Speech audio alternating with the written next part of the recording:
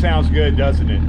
I recently added a Borla Atak exhaust system to my 2019 Camaro ZL1 1LE. There's a benefit, obviously, to adding an aftermarket exhaust system, including sound, maybe a little bit less exhaust back pressure with a little bit more horsepower, but also about 50 pounds of weight savings with an aftermarket system like the Borla Atak compared to the factory suitcase muffler. But when you add an aftermarket exhaust system, it leaves a gap where the old huge muffler box suitcase muffler used to fill underneath the rear bumper. And so you have a potential for trapping air and increasing aerodynamic drag. I'll show you a part that can help reduce that issue. So this is the Griffin Motorsports Belly Pan, and it is just going to go underneath the Camaro like this, with the back edge connecting to the 3 bolts that hold on to the rear fascia, the bottom part of the rear fascia. And then this upper part will connect to 2 of the existing studs that are underneath the trunk. So it'll be about an angle approximately like that. It shouldn't really create any lift, but it should keep air from being trapped behind the rear bumper. So the part is nicely made, good bends, smooth edges, no sharp edges. It's aluminum, and it has some kind of crinkle finish or powder coating, and then has rubber strips to protect the paint on the back side of the bumper. And then also it's got bushings to where it mounts to the trunk, so it should not rattle. So this is the area that you can see that is left when the suitcase muffler, that basically goes from the exhaust tips on this side to the exhaust tips on this side. And you can actually hear there's an echo actually coming out of this area. So the air that could potentially get trapped is right here behind the bumper bar in the rear fascia. So there's about a 6-inch, let's see, 8 inches right there, and about 7 inches tall area that could potentially create a parachute effect.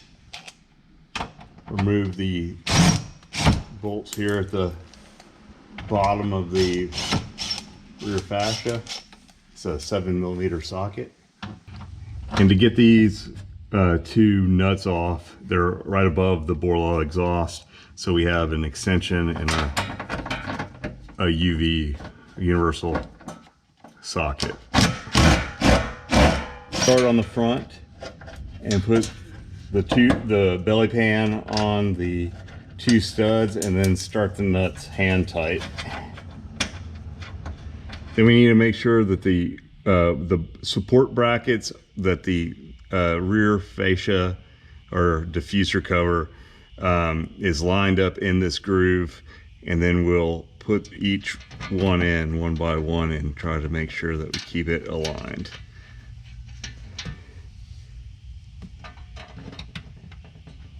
So here it is installed. We've got the nuts up here tight, the 3 bolts down here tight. It really fills in this gap quite nicely.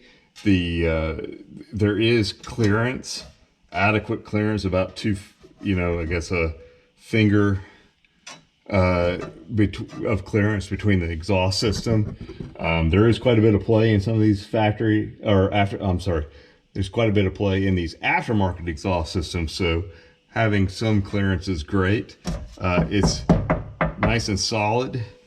I think this will cut down on aerodynamic drag. It does have a slight negative angle, so a diffuser would actually want to go the other way, but this isn't really a diffuser. It's really just a cut down on the drag. And you can see there's almost no gap with that, the gasket piece that seals against the lower bumper. So really, I mean, unless you go down low, you're not going to even be able to see that that part is there.